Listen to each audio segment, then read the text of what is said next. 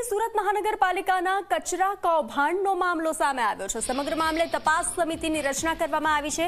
કોંગ્રેસના નેતાની ફરિયાદના પગલે સમિતિની રચના કરવામાં આવી છે। દર્શન નાયકે સીએમથી લઈ અને તંત્ર સુધીને ફરિયાદ કરી હતી। કચરા કૌભાંડ કરનાર એજન્સીને 2 કરોડનો દંડ ફટકારવામાં આવ્યો છે। કોંગ્રેસના નેતાની ફરિયાદના પગલે સમિતિની રચના કરવામાં આવી છે।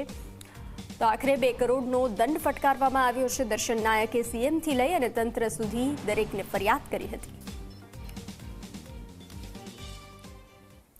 સુરત મહાનગરપાલિકાનો કચરાનો જે એજન્સીને કોન્ટ્રાક્ટ આપવામાં આવ્યો હતો, આ કોન્ટ્રાક્ટરે સુરતથી 70 કિલોમીટર દૂર કાંકરિયા ગામ ખાતે 5000 ટન અને આશરે 500 જેટલી ટ્રકો ઠાલવીને લગભગ 250 કરોડ રૂપિયાનું કૌભાંડ આચર્યું હતું।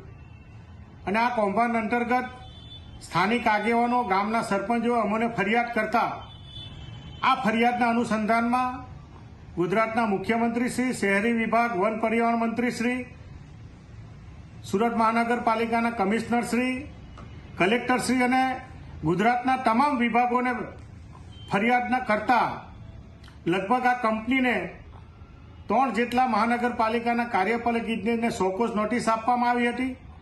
2 કરોડથી વધુનો દંડ કરવામાં આવ્યો હતો અને વધુ તપાસ અર્થે આજે મહાનગરપાલિકાએ જે તપાસ સમિતિની રચના કરી છે એ લોકહિતમાં આવરાદાયક છે। સાથે સાથે આ કમિટી પાસે તાત્કાલિક અસરથી તપાસ સમિતિ ઝડપથી પૂર્ણ કરે અને જે કોઈ કૌભાંડ જેમણે આચર્યું છે એ એજન્સી સામે પણ પોલીસ ફરિયાદ કરવામાં આવે।